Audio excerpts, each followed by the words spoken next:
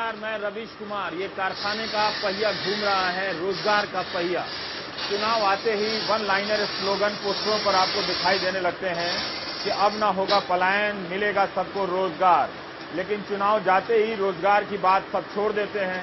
कोई नेता आकर आपको बताता नहीं कि कितने लोगों को रोजगार दी गई है और कितने लोगों को हम रोजगार नहीं दे पाए हैं। लेकिन रोजगार का वादा सब पर है, पलायन को धिक्कारा जाता है, मगर आर्थिक सर्वे की रिपोर्ट में पलायन को सराहा जाता है कि 90 लाख लोग साल में भारतीय रेल के जरिए इधर से उधर जनरल डिब्बों में माइग्रेशन करते हैं। यानी उसे इस तरह से पेश किया जाता है कि हमारे पास रोजगार के आंकड़े हैं। यूपी का चुनाव है और पूरा चुनाव बीत जाएगा, तब भी आपको पता नहीं चलेगा कि ये चुनाव हुआ क्यों था। कारण ये है कि पत्रकार या टीवी चैनल या अखबार सारे इंटरव्यू अब लखनऊ में कर रहे हैं। हर चैनल पर प्रवक्ताओं और नेताओं के एक्सक्लूसिव इंटरव्यू में आप देखेंगे कि एक ही बात को बार बार कहा जा रहा है। वही वन लाइनर स्लोगन दोहराए जा रहे हैं कि यूपी बलात्कार में नंबर 1 है। लेकिन राष्ट्रीय अपराध शाखा ब्यूरो की रिपोर्ट आप देखेंगे 2015 के हिसाब से तो मध्य प्रदेश नंबर 1 है। लेकिन अगर आपकी दिलचस्पी बलात्कार जैसी समस्या, गंभीर अपराध को रोकने में है, तो क्या ये नंबर 1, नंबर 2 या नंबर 3 गिनाने से कोई फायदा हो सकता है? किसी को बताना चाहिए कि वो कौन सा राज्य है जहां किसी की सरकार आने से बलात्कार की समस्या पर एक तरह से मुकम्मल रोक लगी है, एक कामयाबी पाई गई है। तो कोई अपने काम का हिसाब नहीं देता। सिर्फ आप तमाम नेताओं के भाषण को सुनिए यूपी के चुनाव में, सबके भाषण में आपको एक नेता के भाषण का कोई ना कोई हिस्सा मिलेगा। आप उन्हें लिखकर पढ़ेंगे तो मायावती के भाषण में, प्रधानमंत्री मोदी के भाषण में या मुख्यमंत्री अखिलेश यादव के भाषण में आपको बहुत सारी चीजें कॉमन मिलेंगी, वन लाइनर स्लोगन मिलेंगी। तो हम आए हैं मुरादाबाद ये देखने के लिए कि नेता जो कहते हैं रोजगार पैदा करेंगे, वो उन क्षेत्रों में किस तरह से नेताओं के कहने पर या सरकारों के बदलने पर रोजगार पैदा होता है, जो रोजगार के लिए ही ज्यादा जाने जाते हैं, जो पारंपरिक तौर पर। तो ये दस्तकारी है, एक्सपोर्ट का केंद्र है एक तरह से, यूपी का विदेशी मुद्रा अर्जित करने वाला शहर है एक तरह से। तो हम यहाँ आए हैं इस मोहल्ले में जहाँ घर घर लोग इस तरह से काम कर रहे हैं। आपसे अगले इस प्राइम टाइम में हम बात करेंगे और रूबरू कराएंगे कि रोजगार की समस्याएं होती किस तरह से हैं। वो रोजगार जिन्हें आप दस्तकारी कहते हैं, made in India, make in India नाम से आप पुकारते हैं, तरह तरह के स्किल इंडिया के नाम से पुकारते हैं।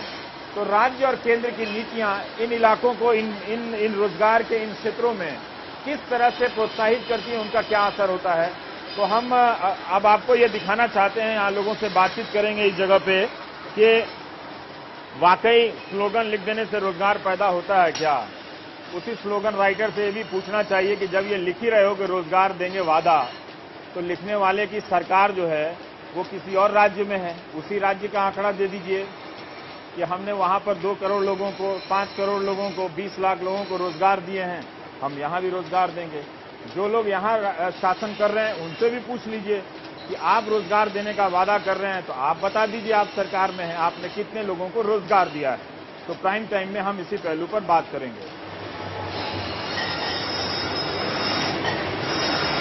कभी बढ़ोतरी हुई है आपकी फैक्ट्री में? लोग जो काम करते हैं, कहा जाता है कि रोजगार बढ़ेगा, तो कभी आपने देखा है? आप बताइए कि पहले यहाँ 10 लोग काम करते थे तो फिर 20 लोग आए तो इसका पता चला कि रोजगार 10 लोगों का बढ़ा। रोजगार कम हो गया, कम हुआ है, कम हुआ, होता ही चला पहले 10 करते थे तो अब 4 या 6 करते हैं बस। मतलब पहले का मतलब नोटबंदी के पहले या नोटबंदी से पहले से भी? पहले से भी कम था, अब आगे और कम हो गया। अच्छा, पहले से 10 में कितना कम हुआ नोटबंदी से पहले? उस वक्त 2 कम हुए थे, अब 4 कम हुए। अच्छा, पहले 10 में से 2 कम हो गए और अब 4 कम हो गए, तो अब 6 लोग काम कर रहे हैं। पहले 8 काम करते थे, अब 6 लोग काम करते हैं।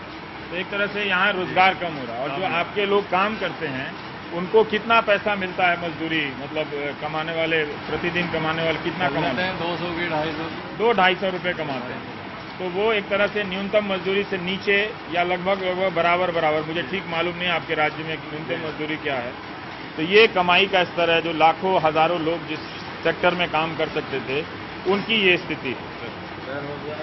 क्या बना रहे जी आप? ये नाम क्या है आपका? क्या बना रहे हैं? फूलदान बनते हैं। फूलदान। इससे नोटबंदी का क्या असर पड़ा आपके यहाँ?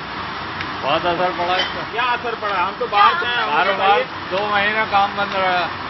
2 महीने काम बंद रहा है। काम बंद रहा है तो असल मेक इन इंडिया ये है, जहाँ करीबन एक बात मैं जानना चाहता हूं, क्या आप लोगों ने ऐसा कोई सर्वे किया है, ऐसा कोई हिसाब रखा है कि जो हर जगह 10 में से 4 मजदूर नहीं है, 6 में से 4 मजदूर नहीं है, उन पर क्या असर पड़ा है? उन्होंने उन दिनों में जो रोज कमाकर खाने वाले लोग हैं, उन दिनों में अपना गुजारा कैसे किया है?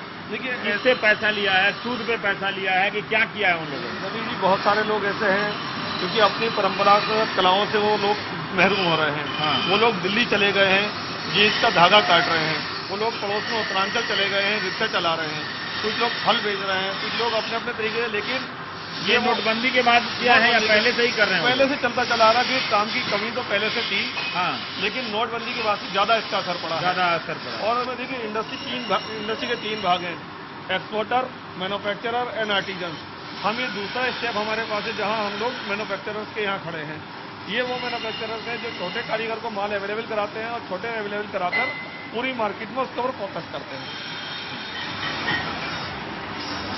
ये यू टर्न मार्केट कहा जाता है। U turn market? जी। क्यों यू टर्न कहते हैं? क्योंकि यहाँ डोमेस्टिक से लेकर इंटरनेशनल मार्केट तक हम लोग फोकस करते हैं। और ये जो दुकानें हमारे सामने मौजूद हैं, हाँ। इन दुकानों से पूरे देश के अंदर माल जाता है जो तैयार होकर जाता है। ये फ्रीडम फाइटर फैमिली से लोग हैं जो अच्छा। आज भी ये इंग्रेविंग का काम कर रहे हैं। अच्छा। हाँ, और हाँ। इसी तरीके से जगह जगह पर नए नए इंग्रेविंग मतलब ये है, ये जो इंग्रेविंग कर रहे हैं इसको जी। कहते हैं। तो इसको इसका और शब्द क्या है इंग्रेविंग? ये उलचाई कहा जाता है हमारी भाषा उलचाई में। कहते जी। हैं, जो ये ऊपर से भी काम कर उलचाई कर रहे हैं। शिया कलम भी कहा जाता है, उलचाई भी कहा जाता है, अच्छा। और इंग्रेविंग भी कहा जाता है। इंग्रेविंग भी किया जाता है जी। तो एक दिन में आप कितना बना देते होंगे ये? जी बना देते हैं। हाँ, दिखाइए तो जरा जो बनाया आपने। ये है बना देते हैं 20-25 एक दिन में। और एक बनाने के कितने पैसे मिलते हैं? ऐसे मिल जाए 4-5 रुपए 5 रुपए। और एक बनाने में कितना टाइम लगता है ये करने में? लग जाता है कम से कम 10-15 मिनट। 15 मिनट। 15 मिनट में आप 4 या 5 रुपए कमाते हैं, है ना? ये हमारे पास आप भी- दूसरा डिपार्टमेंट है जो कि कोरे हाँ। माल को तैयारी की तरफ लेकर जाते हैं। हाँ। और देखिए, आपके आते ही बिजली भी चली गई है। तो बिजली लेकिन क्या अभी चली गई है या? ना, बिजली की समस्या कोई नहीं है। अब हाँ। ये 22 से 23 घंटे अब तो बिजली आ रही है। हाँ। और ये जो छोटा कारीगर है, हमारे डोमेस्टिक मार्केट के आइटम ये लोग तैयार कर रहे हैं। अच्छा। हमारी भाषा में इसको छिलाई बोला जाता है। छिलाई? छिलाई। और ये अनकम्प्लीट पीस आता है और इसको तैयार करके। ये क्या पीने के लिए प्याला है? ये मग्गा है दूध पीने का। लोग इसका अभी दूध हैंडल ऐसे पीते लगेगा। हैं? जी, नहीं, इसमें हैंडल लगेगा अभी। सचमुच पीते हैं दूध? जी जी जी। हम लोग तो कप में पी लेते हैं। ये कप टाइप का ये बड़ा थोड़ा बनाया है। अच्छा। ये एक्सपोर्ट करते हैं या इंपोर्ट ये करते हैं? सिर्फ कारीगर हैं। ये डोमेस्टिक मार्केट का माल है जो हमारे इंपोरियम्स में बिकता है, सीसीआई में बिकता है, लाल किले के आसपास बिकता है और जयपुर की लोकल मार्केट में बिकता है। तो आपने अपना नाम नहीं बताया। मेरा नाम आजम अंसारी है। मैं ऑल इंडिया हैंडीक्राफ्ट बोर्ड का मेंबर हूँ भारत सरकार में। आप भारत सरकार में मेंबर हैं? और मैं पिछले 2012 से यहाँ मेंबर हूँ। अच्छा। और दस्तकारों की समस्याएं बराबर भारत सरकार में उठा रहा हूँ। अच्छा, एक बात बताइए कि ये जो दस्तकारों का काम है सर, इस ट्रेड में, एक्सपोर्ट इंपोर्ट में, समाज की तरफ से देखें तो हिंदू व्यापारी कितने हैं, मुस्लिम व्यापारी कितने हैं? देखिए, जो हमारे बड़े वो लोग हैं, हाँ। वो ज्यादातर हिंदू समाज से हैं। बड़े लोगों से मतलब जो exporter निर्यातक है, हैं, जो पूरी दुनिया को फोकस करते हैं, उनकी क्या संख्या होगी? उनकी 2000 से ज्यादा वो लोग हमारे बीच मौजूद हैं। अच्छा। और उसके साथ साथ जो हमारे बहुत छोटे तबके के लोग हैं, वो पॉलिशिंग वगैरह, इंग्रेविंग वगैरह, हाँ। हिंदू कारीगर हैं, लेकिन वो फैक्ट्रियों के अंदर काम पसंद करते हैं। हाँ। और हमारा मुस्लिम समाज का जो कारीगर है खास करके, हाँ। वो छोटी गलियों में और अपने घरों में काम पसंद करता है। जो अच्छा वो ये फर्क है सर। अच्छा। एक्चुअल में मुरादाबाद इंडस्ट्री असंगठित क्षेत्र है। बाद में। हाँ। असंगठित क्षेत्र है। हाँ। और असंगठित होने के कारण हाँ। यहाँ अलग अलग काम अलग अलग तरीके से होते हैं। अच्छा। और चूंकि ये बिल्कुल निश्चित हैंडीक्राफ्ट है, हाँ। तो यहाँ मशीनों का प्रयोग कम है और ज्यादातर हम लोग हैंड से ही हमारे लोग काम करते हैं। तो हम जिस गली में चल रहे हैं, तो ये इसकी जो चहल पहल है वो इसी तरह से शांत रहती है या बढ़ती भी है इसकी चहल नहीं पहल? नहीं, इसकी तो चहल पहल, ये तो एक तरीके से हाईवे समझ लीजिए। हाँ। आर्टिजन्स का हाईवे। ये आर्टिजन का हाईवे है। हाँ। हाँ। और जब तक वो इन गली से नहीं गुजरेगा, हाँ। तब तक वो अपने काम को कंप्लीट नहीं कर पाएगा। तो इतने ये अभी सन्नाटा क्यों है? काम नहीं हो रहा क्या? क्योंकि नोटबंदी के बाद में 40% काम यहाँ रह गया है। क्योंकि जिन लोगों को रोजमर्रा पैसा चाहिए था, आज वो पैसा मार्केट में नहीं है। इसकी दिक्कत है। इसमें डेली का क्या मतलब? डेली डिमांड नहीं है मार्केट में? पहले जो ये एक्सपोर्ट लोग हो रहा जैसे था। अभी जो हम लोग काम करते हैं, जैसे अभी हमने इनको नमूना दिया है, हाँ। ये दोपहर को नमूना हमारा तैयार कर देंगे, पैकेट हाँ। तैयार कर देंगे, तो हमें नकद पैसा चाहिए देने के लिए। अच्छा। नकद पैसा है नहीं। अब वो कहते हैं कि इन्हें पैसा अकाउंट से दीजिए। तो आपके पास कैशलेस नहीं है? वो सब भीम ऐप नहीं है आपके पास, सरकार ने बनाया? नहीं, तो नोट से ही आपका सारा काम चलता है। कितना पैसा मिलता है इसका एक बनाने का? इसका 50 रुपए 100 रुपए। तो पहले आप नवंबर से पहले कितना दिन में कमा लेते थे? पहले ये था, ये 200-300 रुपए कम रहता है, अब 100-200 हाँ? पर अंसारी जी ये बताइए कि अभी जो डिमांड है इंटरनेशनल, वो तो कम नहीं हुआ होगा ना? वहाँ तो थोड़ी नोटबंदी का असर है। नहीं, उनका कम नहीं हुआ, लेकिन जो लोग असंगठित लोग थे, हाँ। वो संगठित होने में उनको दुश्वारी आ रही है। जिन लोगों का मैं ये कहूँ कि व्यापार कर रजिस्टर नहीं था, जीएसटी में हम लोग नहीं थे, हमारे लोगों को कोई टैक्सेस नहीं था, आज हम लोग उसको हल्का रहे हैं कि टेस्ट हम लोग कैसे दे पाए। जैसे आप कह रहे हैं कि 2000 व्यापारी लोग हैं, इसके एक्सपोर्टर हैं, बड़े एक्सपोर्टर, जी, जी। है ना? तो जो दस्तकार लोग हैं उनकी क्या संख्या रहती ये है? 3,60,000 दस्तकार इंटरनेशनल लेबर ऑर्गेनाइजेशन के सर्वे के अनुसार हैं यहाँ पे जी। 3,60,000। 3,60,000 और इसमें दोनों समुदाय के लोग? दोनों समुदाय के लोग हैं। ज्यादातर मुस्लिम है ना? 80% मुस्लिम लोग समाज के लोग। ये कास्टिंग का हमारा काम हो रहा है। दिल्ली वाले को नगद पैसा चाहिए होता है। अच्छा। ये कहता है मुझको ड्राफ्ट से और चेक से कोई पेमेंट नहीं चाहिए। ये कारीगर हैं, ये भी कहते हैं कि हमको नगद पैसा चाहिए। तो जो नकदी के ऊपर जैसे पीछे से मोहर लगी है, उसको लेते हुए अब दुकानदार उतना काम कर रहा है जितना उसके पास पैसा है, जिसके चलते उसका सीधा असर इन लोगों पर पड़ा है। जितना वो दे सकता है। अब तो 3 लाख से ज्यादा का कैश आप लेन देन कर ही नहीं सकते ना? नहीं, 3 लाख रुपए में होता क्या है, उसके ऐसा 700 किलो माल आता है 3 किलो में, और ये 200 किलो माल रोज लगाते हैं। 150 किलो माल, वो कितने का होता होगा? 150 150 किलो माल आप 300 रुपए किलो के हिसाब से लगा लीजिए। हाँ, 4.5 लाख का हो गया। 4.5 लाख का माल आपका आपकी दुकान में आता है रोज? है मैं एक और कारीगरों के पास लेबर के पास खप जाता। ये अलग अलग तरीके की ढलाई है। 4 तरह का माल होता है। ये 100-150 किलो माल रोज लगाते हैं। 150 किलो माल इनके लिए 45,000 रुपए का जाकर बैठता है। ओके। लेकिन अभी क्योंकि रोज दुकानदार इनको 45,000 रुपए का जी, नगद बिल्कुल, चाहिए, है बिल्कुल ना? चाहिए। लेकिन नोटबंदी के कारण कम पड़ गया, क्योंकि पड़ आपके पास गया। पैसा नहीं है। अगर 45,000 का पूरा काम हो रहा होता जी, जी। तो यहाँ कितनी गतिविधि होती, किस तरह की होती? यहाँ गतिविधि बढ़ जाती है, क्योंकि ये जो यहाँ पर मजदूर होता थे? यहाँ 2 लोग और बड़े होते, क्योंकि अभी ये बाबा बैठे हैं। हाँ। ये बाबा इसलिए बैठे हैं क्योंकि इन्होंने एक अपना आदमी बचा लिया है इलेक्ट्रॉनिक पहिया चलाकर।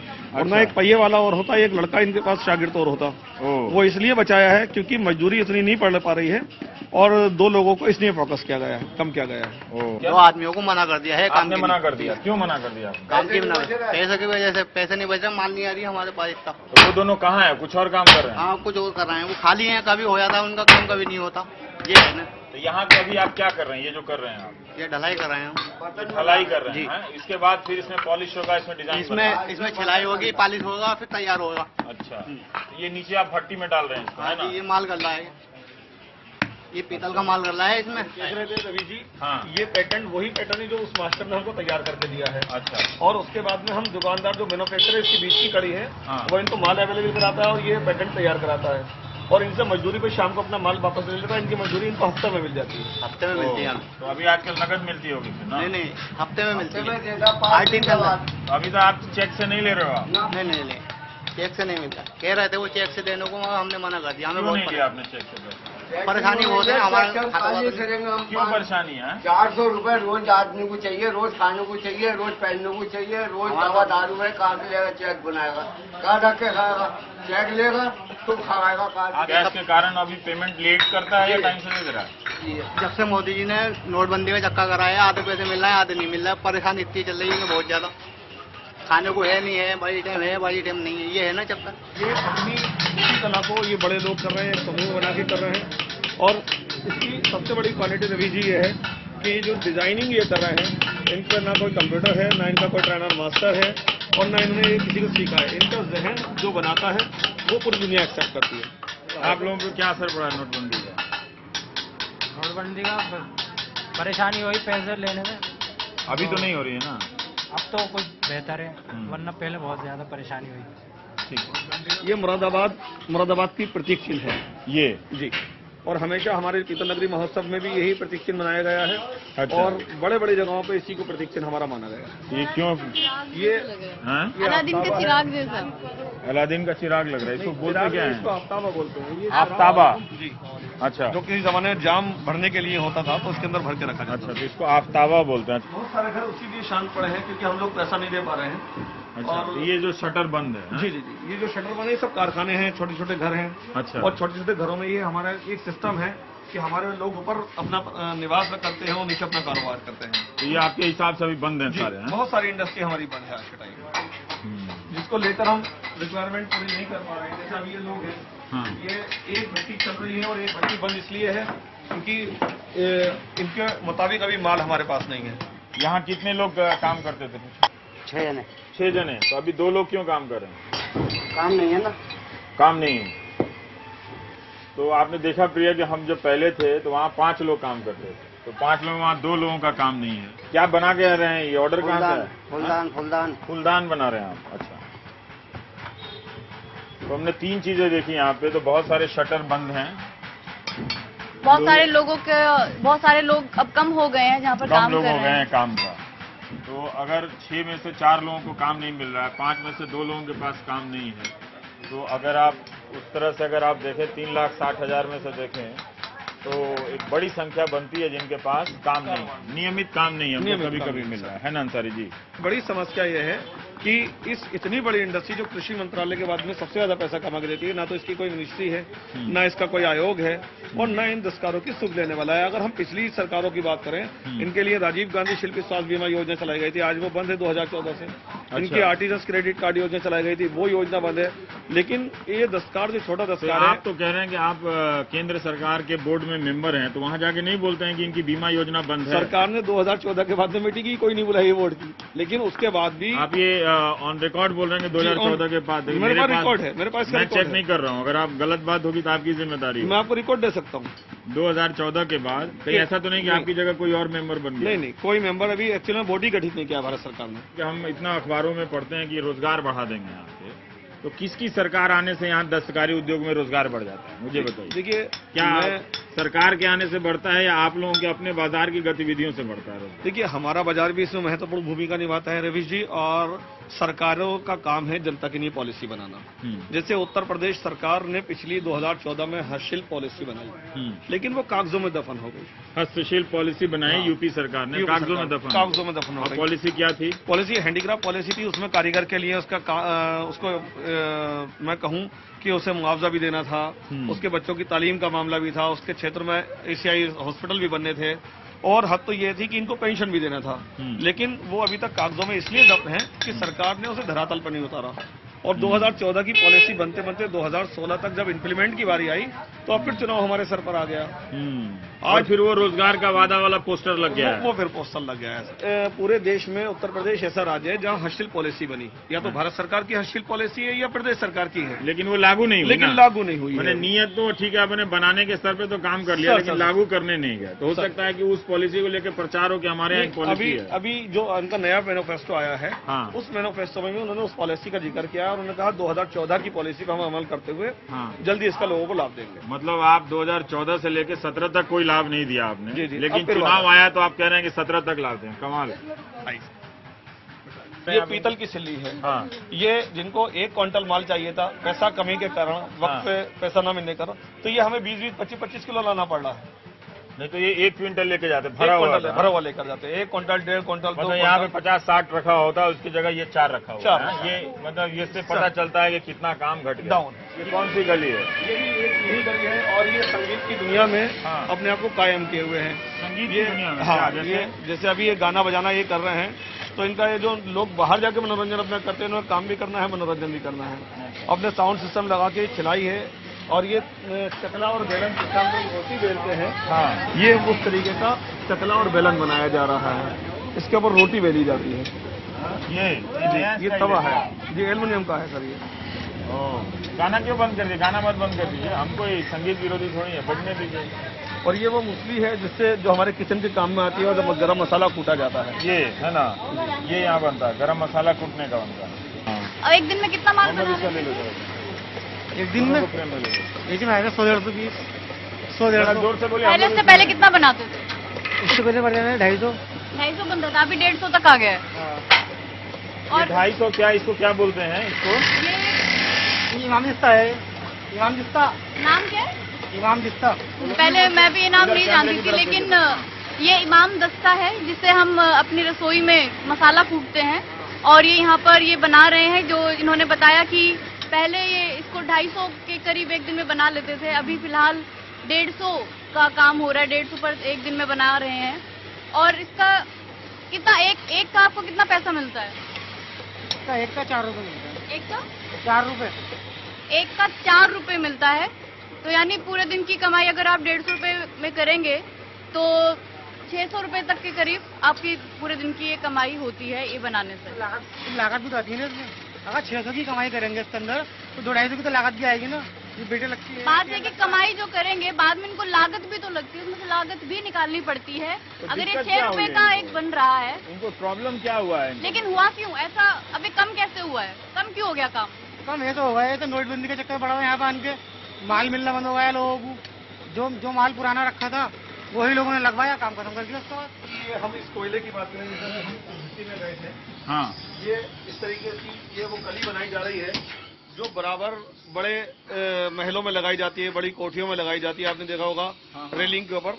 अब यहाँ भी ऐसे ही हमारे पुराने कारीगर मौजूद हैं जो पूर्ण तरीके से अपना काम, इनका घर ऊपर है, काम नीचे है, और इसी स्थिति में ये लोग अपना काम करते हैं। अभी ये जो नेट कॉक आ रहा है, ये कॉक चाइना वाला आ रहा है, इसके अंदर कोयला? जी, चीन से कोयला आ रहा है। चाइना वाला इसको बोल के यहाँ लोग बेचते हैं। अच्छा। लेकिन इसमें प्रदूषण ज्यादा है, जिसके कारण बहुत जल्दी हमारे कारीगर बीमारी में जूझ रहे हैं। तो ये कहाँ से आ रही है कोयला? नहीं चले, क्योंकि हमने गेल इंडिया के साथ यहाँ एग्रीमेंट है, लेकिन गेल इंडिया ये कहता है कि यहाँ गलियां छोटी हैं, नगर निगम रोज खुदाई करता है, पाइप कहीं भी गैस पाइपलाइन फट जाएगा, तो इसलिए गेल इंडिया ने यहाँ लाइन नहीं बिछाई है। और जो सस्ती दरों पर हमारे कारीगर को यहाँ उसका लाभ मिलने वाला था, वो लाभ नहीं मिल पा रहा है। ये पुराना कोयला कैसा होता था? वो कहाँ से लाते थे? वो पुराना कोयला छोटा कोयला आता था, और वो भी इन्हीं कोयले वालों के यहाँ से आता था। हाँ। लेकिन लागत को कम करने के लिए बड़ा कोयला मंगाया जा रहा है, क्योंकि वो 18 से 24 रुपए पर केजी हो गया है, ये 14 से 15 रुपए पर केजी है। तो अपनी जो यहाँ मजदूरी का कोयला है जी, जी, वो महंगा है, वो महंगा है, और चीन का जो कोयला है जिसको इसको चाइना कोयला बोलते हैं वो सस्ता है। वो सस्ता है। लेकिन जो चाइना का भी कोयला है उसमें जो पॉल्यूटेंट है, जो प्रदूषण है वो ज्यादा होता है। अभी देखिए अगर सस्ता ले भी रहे हैं, ये प्रदूषण इससे ज्यादा है इसमें। और खराब होते हैं फेफड़े इनके। और आप अगर जो 5% लोग टीबी मरीज हैं यहाँ पर। ये कोयला कब से आ रहा है यहाँ? ये कोयला पिछले 8-10 साल से समझ लीजिए। 8-10 साल से आ रहा है। डार्क जोन में है हमारा मुरादाबाद में ये एरिया। डार्क जोन क्या होता है? मतलब जो रेड है बिल्कुल उसमें कि टीबी के पेशेंट्स यहाँ पर बहुत ज्यादा हैं, और आने वाले वक्त में टीबी के मरीज और बढ़ेंगे। और एक स्किन की प्रॉब्लम चल रही है, क्योंकि जो हमारे इसमें आर्टिजन्स को पता नहीं होता कि हम क्या गलाए दे रहे हैं। जो पार्ट्स होते हैं कंप्यूटर के, वो प्लेट्स वगैरह भी कभी कभी यहाँ गला देते हैं। जो कंप्यूटर की प्लेट्स हमारे बाहर से अब तो बैन है, मगर इंडिया में जो कंप्यूटर का सामान होता है निकला हुआ, ई कचरा जिसे बोलते हैं, वो भी जला देते हैं। उससे क्या होता है, स्किन की प्रॉब्लम हो जाती है, खुजली की। सरकार तो अच्छी योजना चला रही है ना कि बीमारों के लिए अच्छे कम पैसे सरकार में। की जो योजनाएं हैं वो यहाँ से, अब जो ये आर्टिजन्स है, अगर ये बीमार है, दवाई लेने जाएगा, 8 किलोमीटर दूर जाएगा, 150 रुपए इसके खर्च होंगे रक्षा में आने जाने में। मात्र 1 रुपए का वहाँ पर्चा बनता है दवाई का, मगर वो 1 रुपए का थोड़ी पर्चा रहा, वो तो 151 रुपए का हो गया। पूरे दिन का इसका काम खत्म हो गया। हम सरकार से कहते हैं कि जब हॉस्पिटल जो इलाज कराने वाले लोग इस एरिया में है, तो यही हॉस्पिटल खोलो ना उनका सरकारी। वहाँ पौष इलाके में जब आप हॉस्पिटल खोल रहे हो जहाँ वो लोग इलाज नहीं कराते, वो तो मैक्सिमम जमीन मिलेगी ना कुछ मिलेगी, तो कैसे सरकार? जमीन है सरकार के पास, यहाँ काफी जमीन है। ECI का यहाँ हॉस्पिटल है, और उसकी हालत ये है कि वो पूरे मुरादाबाद मंडल को कवर करता है। मुरादाबाद मंडल में 5 जिले आते हैं, और एक डॉक्टर अपॉइंट है, वो एक हफ्ते में एक बार यहाँ बैठता है। ये यहाँ थोड़ी दूरी पर है ECI, और उसकी कंडीशन ये है कि जो बेड वहाँ है उसका आप धूल से अगर झाड़ेंगे तो आप सोचेंगे कि ये हॉस्पिटल है या किसी कारखाने में। दिखा दीजिएगा हमको, ले चले आइए। यदि जो 500 किलो माल ये गलाया जाता है, और ये एक दिन में 3 ताव, हमारी भाषा में बोले 1500 किलो माल तैयार करते हैं। कितने घंटे काम करते हैं? ये 12 घंटे काम करते हैं, और खास करके अभी इस सर्दी के मौसम में भी ये ढाटा लगा के इसलिए काम कर रहे हैं कि तभी इनके स्किन को खराब ना करे। परंतु गर्मी का जो मौसम होता है वो इनके लिए कयामत से कम नहीं होता है। और ये इसी तरीके से रोजमर्रा सुबह 5 बजे से शाम को 5 बजे तक अपना काम करते हैं, और इनकी हालत दुआर हो जाती है। लेकिन आज तक इसके लिए भी सरकार ने कुछ इजाफा इन लोगों ने नहीं किया। कितना कमाई कर लेते हैं आप पूरे दिन में? 500-600 रुपया बस। 500-700 रुपए पूरे दिन का? पूरे दिन का। देखिए, सरकार में जो इन लोगों को सब्सिडी मिलनी चाहिए है, जो क्या करती है इसके सरकार? इसके जगह पे आप ये कह रहे हैं भट्टी है, ये तो भट्टी ये सर, ये बड़े प्लांट्स जो लगे हैं, जो इलेक्ट्रॉनिक प्लांट्स लगे हैं, जो जामनगर के अंदर लगे हैं, जो गुजरात के अंदर लगे हैं, जो मुंबई के अंदर लगे हैं, वो बड़े प्लांट्स लगे हैं। जो ऑटोमेटिक भट्टियां लगी हैं, गैस से भट्टियां लगी हैं, डीजल की भट्टियां लगी हैं। लेकिन हम अभी अपनी उसी परंपरा पर हैं जो अब से 50 साल पहले हमारे बुजुर्गों ने बनाया था। तो सरकार लगा सकती है, सरकार CST लगा वाला सकती ना? है, उसमें सब्सिडी दे सकती है। वो मशीनों के ऊपर जो MSME मिनिस्ट्री के अंतर्गत 80% पैसा दे सकती है। आप इधर आ जाइए। ये देखिए आप, खुशखबरी, पीतल नगरी की सेहत अब नहीं होगी काली। कोयला इस तरह से ये सब क्या खुशखबरी है? नहीं, ये खुशखबरी है सर, फर्जी होती है, वक्त पे खुशखबरी दे 24 देते हैं। फरवरी अच्छा। 2012 की खबर है। और अभी तक 24 वो फरवरी चाइना 2012 कोई कोयला कोयला चला। आप देख आप लीजिए। देख इस लीजिए। ये खुशखबरी की क्या खबरी, जरा बताइए। आप कह रहे हैं ऐसी खबरें फर्जी होती हैं। ये सर फर्जी खबरें छप जाती हैं, हाँ। सरकारें और हमारे अधिकारी वाहवाही लूट लेते हैं उस हाँ। टाइम मौकों पर, और हम लोगों को बेवकूफ बना देते हैं। हाँ। अच्छा, हम भी क्या करें, बेवकूफ बनने में मजबूर हैं, हर बार आस लगती है। अब जैसे आप आए, रवीश जी आए, शायद स्टोरी कवर करेंगे, कुछ अच्छा होगा, मगर वो स्टोरी कवर होने के बाद अगर काम नहीं हुआ तो इसमें अब हम क्या करें? हमें तो हमारा काम तो यही है ना, लगे रहना। तो इसमें खुशखबरी की क्या खबर आई थी इसमें यही 2012? कहा था कि इन्होंने इस कोयले से जो है आपको छुटकारा मिलेगा और आपको बेहतर भट्टियां मिलेंगी, उन्नत भट्टी मिलेगी। जिला प्रशासन ने कहा था। नहीं, ये पीएमओ ऑफिस से। तो ये सारी जो खबरें आप देखते हैं, लघु उद्योगों को मिलेगी नई रफ्तार, कोयले से मिलेगी मुक्ति, है ना, और कश्मीर से आएंगे, लोन माफी को बनेगा प्रस्ताव, ये सब सपनों वाले जो खबरें हैं, ये तो यहाँ पे फाइलें बन गई हैं, लेकिन इनका कुछ सारा हिसाब किताब 2012-2011 की खबरों का, कई बार हम जो मीडिया में छापते हैं, सरकार ले आई ये योजना वो योजना, उनका 2-4 साल बाद उन क्लिपिंग को फिर से चलाना चाहिए, उन पुराने मंत्रियों के बाइट चलाने चाहिए, उनको बिठा के दिखाना चाहिए कि देखिए आपने जो कहा था उसका क्या असर हुआ है। तो बयान से ही आजकल सारा काम हो रहा है, हर मामले में अगर आप देखेंगे, ज्यादातर मामलों में तो बयान है, फिर एक स्लोगन आता है, दे दिया रोजगार, अब न होगा किसी का सपना अधूरा टाइप का, जो एक लाइन 3-3 शब्दों का स्लोगन होता है। अखबार देखेंगे तो समझ जाएंगे मैं क्या बोल रहा हूँ। और ये कहते हैं इंडिया से जुड़ेंगे शिल्पकार। जी, जी। तो आप लोग कैसे जुड़े मेक इन इंडिया से? कहीं कुछ नहीं मेक इन इंडिया नहीं जुड़ा। कोई मेक इन इंडिया में कोई ये बस गाड़ी कितनी दूर है? नहीं मोहम्मद साहब, अभी आइए, ई रिक्शा से ही चलते हैं ये सही अस्पताल, ठीक है? आइए आप भी आइए। आइए। हम लोग कहाँ जा रहे हैं अभी? ये डिप्टी साहब का मंदिर है। डिप्टी साहब? हाँ, डिप्टी साहब कौन है? ये कभी पहले यहाँ मतलब हिंदुओं में हमारे मतलब उधर मोहल्ले के बड़े आदमी थे, हाँ तो वो कोई उस टाइम ऑफिसर रहे होंगे डिप्टी करके, हाँ। तो वो इसलिए डिप्टी साहब कहा जाता है। तो डिप्टी साहब का मंदिर है? मंदिर ही है। अच्छा, तो कहलाता डिप्टी साहब का मंदिर है। हाँ, मैंने हमने हनुमान जी महबुल्ला का गंज है। मंदिर सुना है, डिप्टी मैंने साहब शिव जी का मंदिर वो सुना है, एरिया के मतलब बुजुर्ग आदमी डिप्टी थे। साहब का मंदिर नहीं सुना है। अच्छा चलिए, तो वहाँ हम जा रहे हैं ESI, जहाँ कर्मचारी जो आर्टिजन है, दस्तकार हैं, जी जी, जहाँ सरकार उनके इलाज की व्यवस्था करती है, वो दिखाने के लिए लेके जा रहे हैं ना। तो ठीक है मोहम्मद साहब, ब्रेक के बाद हमें वहाँ ले चलेंगे। हम ई रिक्शा से जा रहे हैं।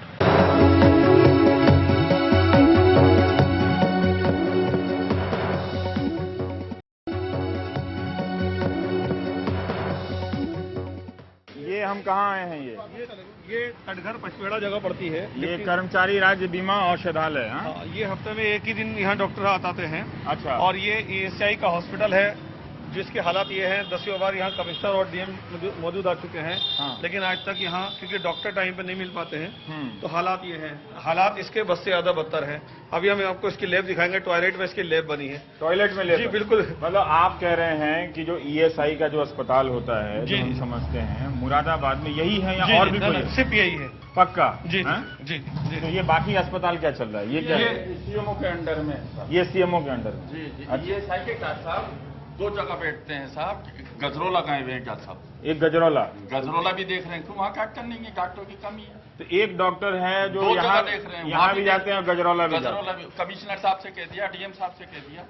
कोई फायदा नहीं। कोई लेकिन फायदा ये ESI वाला अस्पताल ESI का ये ताला क्यों बंद है? बंद हो गया साहब। अब जहाँ से पोर्टफोलियो की दवाई और TB के इलाज के लिए बहुत सारे काम किए जाते हैं। अब देखिए इसकी कंडीशन ये है कि आज के टाइम में जो ये लैब है, इसकी कंडीशन देखी जा सकती है। देखिए अनेकों बार यहाँ प्रशासन के लोगों से कहा गया है कि ये बस से बदतर हालात है। एक ये कमरा है जहाँ TB की दवाई मिलती है, जहाँ लैब होती है और लैब की जो टेस्टिंग होती है, वो लैब टेस्टिंग देखिए रवि जी, ये टेस्टिंग है। लैब देखिए, ये लैब है जहाँ टॉयलेट चेकअप होता है, जहाँ बलगम चेकअप होता है, और ये वो लैब है जहाँ पर हमारे दस्तकारों के लिए उनका ब्लड टेस्टिंग होती है, उनका बलगम टेस्टिंग होती है। ये और यहाँ लाइट है जी? हाँ? ये सारे उपकरण ये इंग्लैंड के पास ये है, ये लैब है? ये लैब है।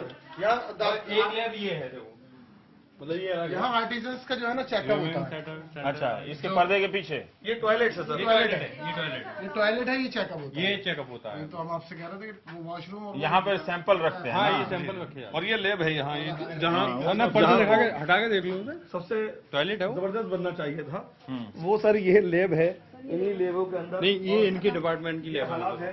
नहीं, ये लैब है इनकी ESI वालों की बाहर वाली। यहाँ बत्ती तो जला दीजिए, लाइट नहीं है सर। खिड़की तो खोल दीजिए।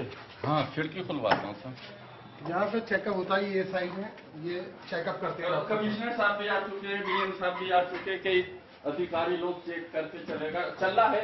ये सिविल लाइन में शिफ्ट हो जाएगा 2-3 महीने के अंदर। चल रही है बात। और यहाँ पे कब से चल रहा है ये? 35-40 साल हो गए।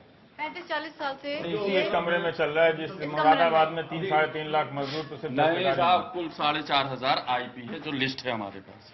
किसने कह दिया आपसे 3 लाख?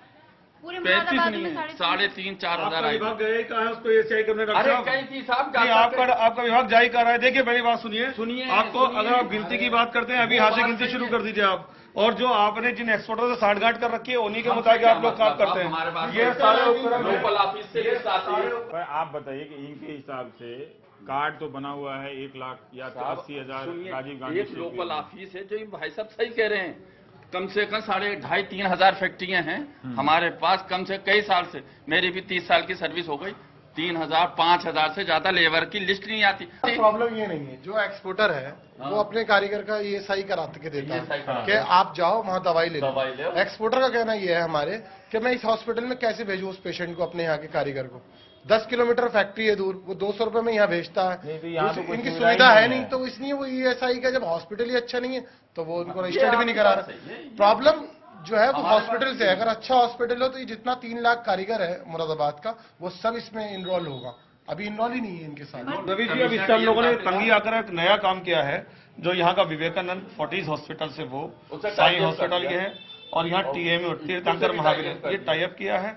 और हमारे एक्सपोर्टर ने कहा है कि 1,000 रुपए का पर्सनली बीमा, इंडिपेंडेंट बीमा हम लोगों ने किया। हमने उसमें एक डायरेक्शन हमारे एक्सपोर्टर ने लगाई है कि आप इतने रुपए का इलाज दोगे, और जो चाहे इलाज लेगा तो उसको उसका लाभ मिलेगा, जो नहीं लेगा तो नहीं, फ्री, उसको कोई पैसा ही नहीं जाएगा। हाँ, वो तो अपने कार्ड के हिसाब से। करेगी। लेकिन यहाँ पर इलाज हो जाता है। जी, यहाँ हो पर आप जाता है। आगे भेज देते हैं बड़े हॉस्पिटल आप कह रहे में। हैं कि एक डॉक्टर साहब है वो गजरौला भी जाते जी हैं, हाँ, यहाँ भी ये बैठते तो हैं। सब गवर्नमेंट की बात है। हाँ? एक तो गजरौला यहाँ में हफ्ता में देखना है। कितना दिन यहाँ बैठते हैं? 4 दिन यहाँ बैठते हैं, 2 दिन जाते हैं। 2 दिन वहाँ 2 बैठते दिन वहाँ हैं। पर, 4 दिन वहाँ पे कैसे काम होता होगा? 4 दिन वहाँ डॉक्टर नहीं है, फार्मेसी देखते हैं।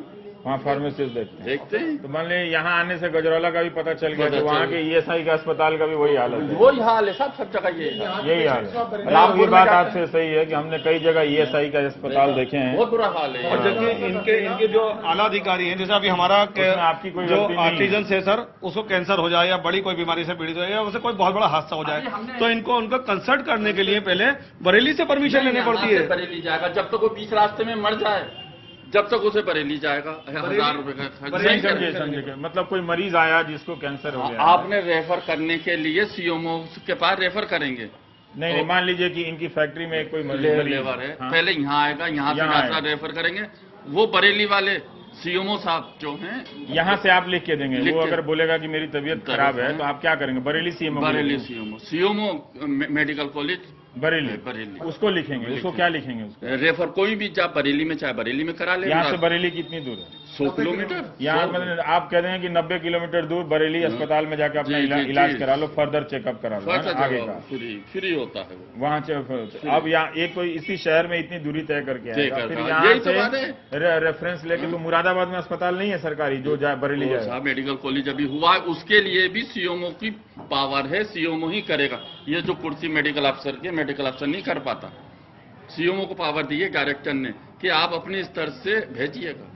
गांधी जी की फोटो तस्वीर लगी है, अंबेडकर की भी तस्वीर लगी है, सारे संवैधानिक महापुरुष हैं यहाँ पे। लेकिन एक मजदूर को इलाज कराने के लिए इस कमरे में हो रहा है, जो उत्तर प्रदेश का। एक कमरे की हालत और है, दवाई तो उधर बढ़ती है, यहाँ तो मरीज ही दिखाइए। हाँ। चलिए, नहीं तो दवाई का देख के हम क्या करेंगे? मतलब यही एक कमरे का ही अस्पताल है, एक डॉक्टर, वो भी पूर्णकालिक डॉक्टर नहीं। डायरेक्टर मिनिस्टर साहब भी आए थे, बस उन्होंने राउंड लिया और चले गए। कौन मंत्री आए थे यहाँ?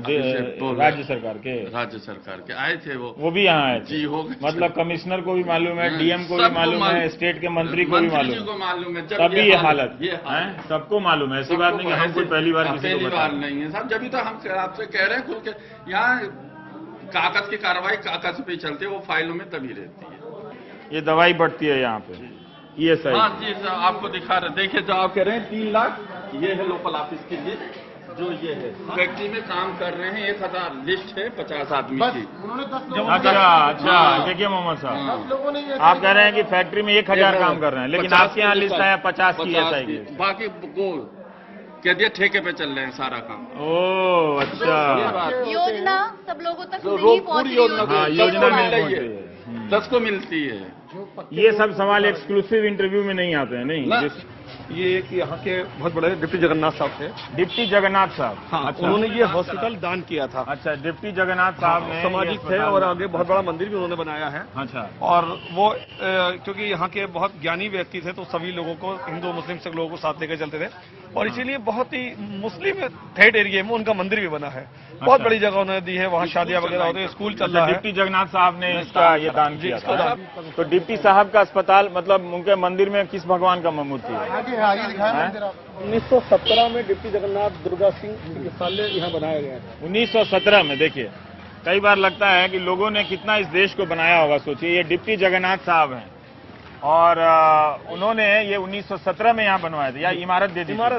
इमारत दे दी थी। तो ये डिप्टी साहब का इलाका भी कहा जाता है। जी जी, डिप्टी। तो उन्होंने अस्पताल दिया, स्कूल भी दिया उन्होंने, है, और मंदिर भी बनवाया यहाँ पे।